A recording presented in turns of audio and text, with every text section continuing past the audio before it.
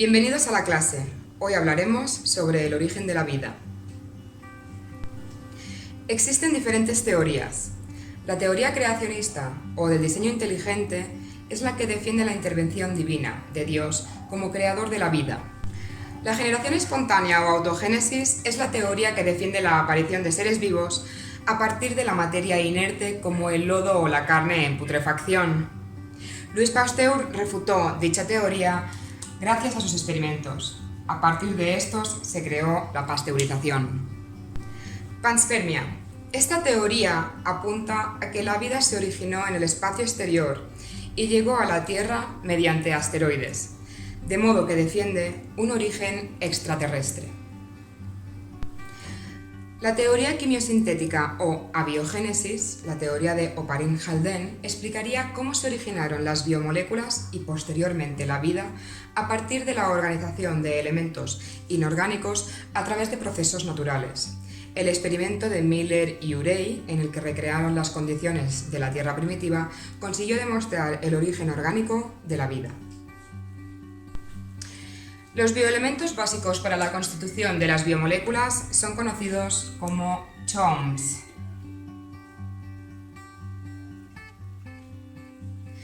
Que a su vez dan lugar a los carbohidratos, a los lípidos, a las proteínas y a los ácidos nucleicos, componentes básicos para ensamblar la vida. Los carbohidratos, también llamados azúcares o hidratos de carbono, están constituidos por carbono, hidrógeno y oxígeno.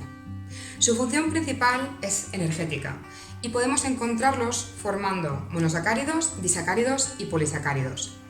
Dentro de los monosacáridos destacaremos la glucosa, la galactosa y la fructosa, que al unirlos con una glucosa obtendremos maltosa,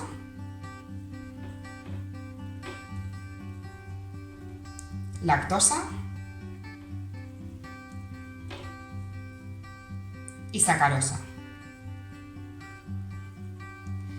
Dentro de la estructura de los polisacáridos destacaremos el almidón, polisacárido de reserva de las células vegetales, como por ejemplo el que podemos encontrar en papas y camotes, la celulosa, un polisacárido estructural que encontraremos en las paredes de las células vegetales y finalmente el glucógeno, un polisacárido de reserva que encontramos en músculos e hígados de los animales. Los lípidos o grasas están constituidos por CHOPS, carbono, hidrógeno, oxígeno, fósforo y azufre. Tienen muchas funciones, entre las cuales destaca la reserva energética, aunque también tienen funciones estructurales, como por ejemplo el caso del fosfolípido, formando la bicapa lipídica de las membranas celulares. También tienen funciones de tipo hormonal, aislante térmico o pigmentos. Podemos diferenciarlos entre saturados e insaturados y saponificables e insaponificables en función de su estructura química. Las proteínas están constituidas por carbono, hidrógeno, nitrógeno y también pueden presentar fósforo y azufre. Son las biomoléculas con más funciones: estructural, enzimática, motora, de transporte, hormonal, inmunológica, neurotransmisora, entre muchas otras. Sus unidades constitutivas son los aminoácidos, que se unen unos a otros mediante enlaces peptídicos.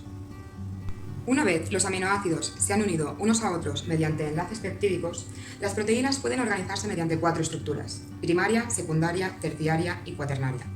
En la estructura primaria se observan, como collar de perlas, los aminoácidos que integran la proteína.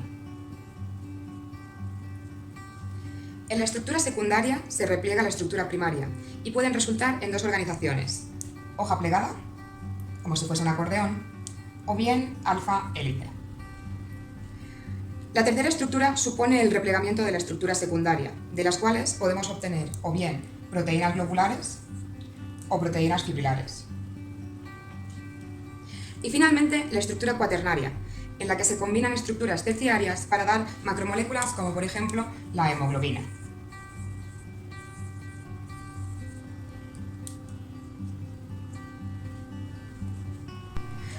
Los ácidos nucleicos están constituidos por carbono, hidrógeno, oxígeno, nitrógeno y fósforo.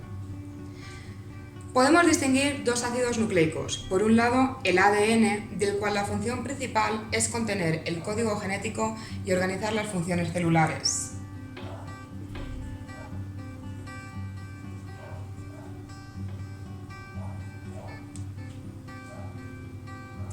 Y además es responsable de la transmisión hereditaria.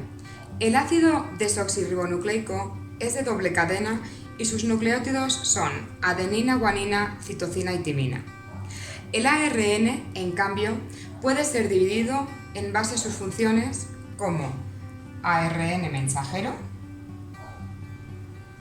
el que transporta el mensaje desde el núcleo de la célula hasta el ribosoma, el ARN de transferencia, encargado de traducir el ARN mensajero a aminoácidos, y finalmente el ARN ribosómico o ribosomal, estructura en donde se va a llevar a cabo los enlaces peptídicos para producir las proteínas.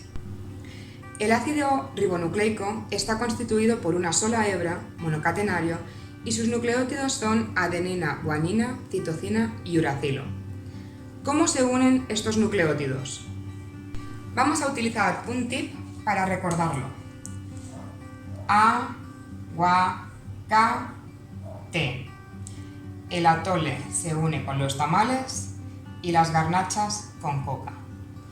Estos son los nucleótidos del ADN, ya que para el ARN, en lugar de timina, utilizaremos uracilo.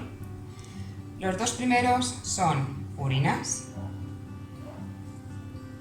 y las tres siguientes pirimidas.